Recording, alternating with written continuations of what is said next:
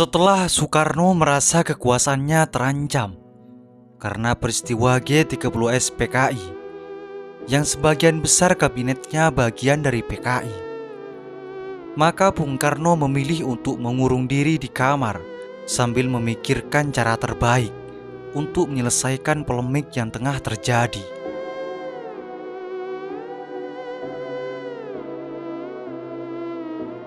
Di antara permasalahan yang menyelimuti pikirannya, Bung Karno kedatangan tamu perwakilan dari TNI Angkatan Darat. Mereka adalah Maijen Basuki Rahmat, Brigjen M. Yusuf, dan Brigjen Amir Mahfud.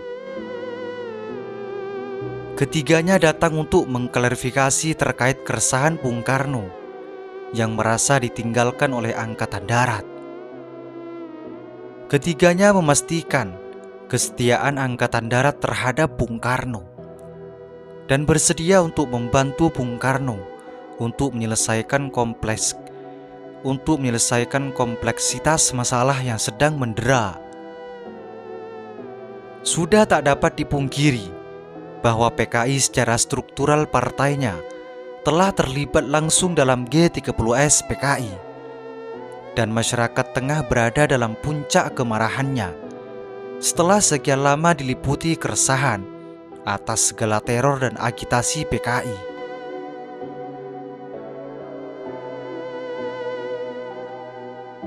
Jelas bagi seluruh masyarakat bahwa PKI sangat sukar untuk dipercaya kembali setelah sekian kalinya mengadakan aksi kudeta berdarah. Jika Presiden Soekarno merasa keberatan untuk mengambil tindakan tegas terhadap para pelaku G30S PKI, maka sebaiknya Bung Karno memberikan tugas pengamanan yang lebih luas kepada Letjen Soeharto selaku Pangkom Kamtib. Singkat kata, terbitlah surat perintah yang terkenal dengan istilah Super Semar. Melalui kewenangan yang diberikan, maka Letjen Soeharto segera mengambil langkah tegas dengan membubarkan PKI beserta underbaunya. Selain itu, juga diambil langkah konkret demi menyelesaikan permasalahan G30S PKI, yakni dengan menangkap para menteri kabinet Dwi Korah yang menjadi bagian dari G30S PKI.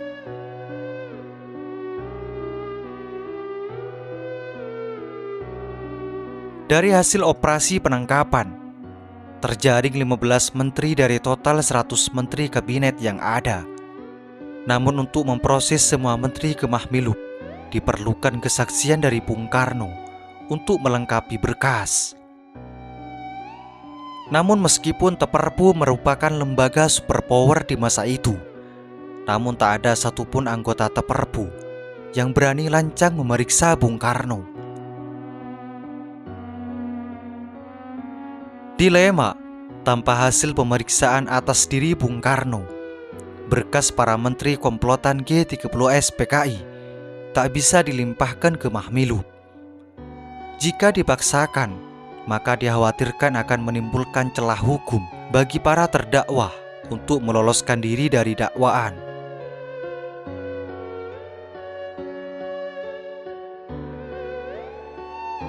Setelah meminta pertimbangan dari Jenderal Nasution, maka Teperpu mempertimbangkan cara melakukan pemeriksaan terhadap Bung Karno.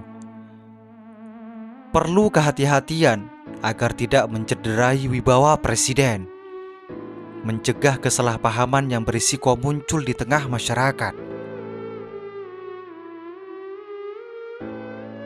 Pak Nas dan seluruh kalangan menyadari bahwa telah terjadi ketidaksinkronan antara Bung Karno dan Letjen Soeharto terkait pembubaran PKI.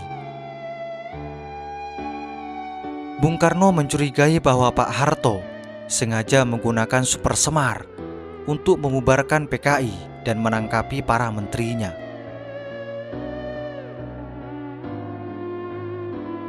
Permasalahan baru dihadapi oleh Teperpu, di mana mereka dikejar deadline pemeriksaan para menteri komplotan G30S PKI.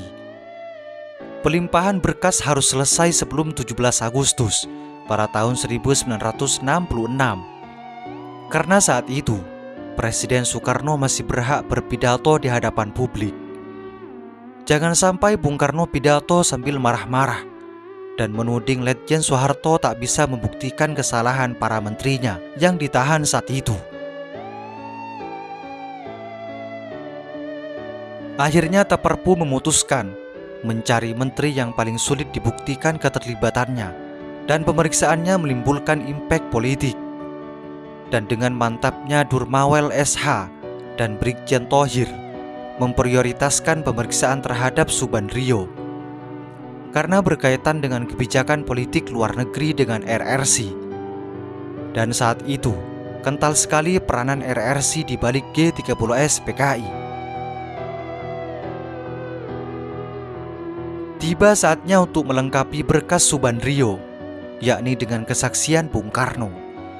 Dicarilah cara yang tepat, yakni melalui pemeriksaan tertulis. Bung Karno akan diberikan pertanyaan secara tertulis dan diharapkan memberikan jawaban secara tertulis juga.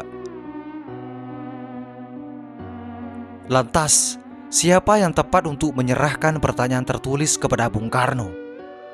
Kita lanjut ke part berikutnya.